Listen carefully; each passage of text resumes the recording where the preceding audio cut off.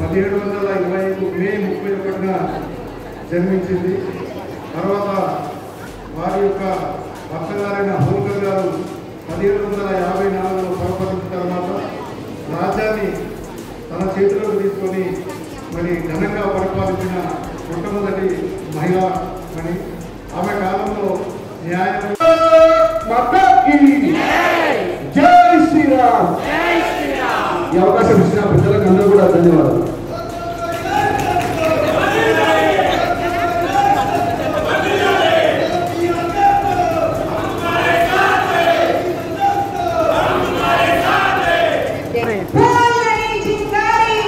हम भारत नारी है,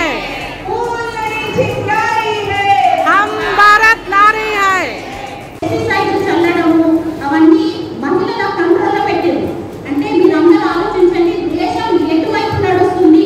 మన దేశం ఆర్థిక శాఖ మంత్రి మన నిర్మలా సీతారామన్ గారు, ప్రెసిడెంట్ ద్రౌపది ముర్ము గారు, మన ఢిల్లీ సీఎం రేఖా గుప్తా గారు చేయడానికి కావచ్చు, మహిళలు ఆర్థికంగా రాజకీయంగా ఏ రకంగా వాళ్ళు ఎదగాలనే విషయంలో కావచ్చు, కుటుంబ పరిపాలనలో కుటుంబంలో ఏ రకంగా ఉండాలనేటువంటి విషయంలో కావచ్చు. పుణ్యశ్లోకం, ఆవిడ పుణ్యశ్లోకం పెట్టించారు.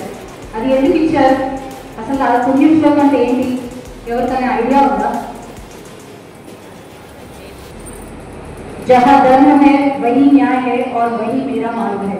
అంటే ఇక్కడ ధర్మం ఉంటుందో అక్కడ న్యాయం ఉంటుంది, అక్కడే నా మార్గం ఉంటుంది అని ఆ కాలం నాటి నుంచి స్వయం ఆహ్వానం ఏదైతే తన రాజ్యానికి ఇచ్చారో దాన్ని స్ఫూర్తిగా తీసుకొని ఈ రోజు మన నరేంద్ర మోడీ గారు ఆత్మనిర్భర్ భారత్ అని సెల్ఫ్ డిపెండెంట్ గా చేసి ఆనాటి ఆర్డర్ని తీసుకొని ఈ రోజు మనకు అందించారు.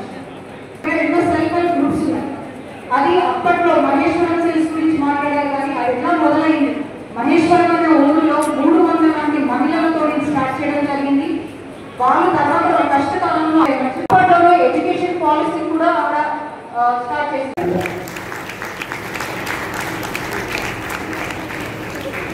అదేవిధంగా భక్త మార్కండేయుడి భక్తులు కూడా ప్రధానమంత్రి గారు మనసు ఎప్పుడు ఎంతో అద్భుతంగా కలిసి మెలిసి ముందుకు వెళ్ళారే. కులాలు మతాలు ఇవన్నీ పెట్టి మనం ముందుకు వెళ్తున్నామా వెనక్కి వెళుతున్నామా అనే బాధ. ఎందుకంటే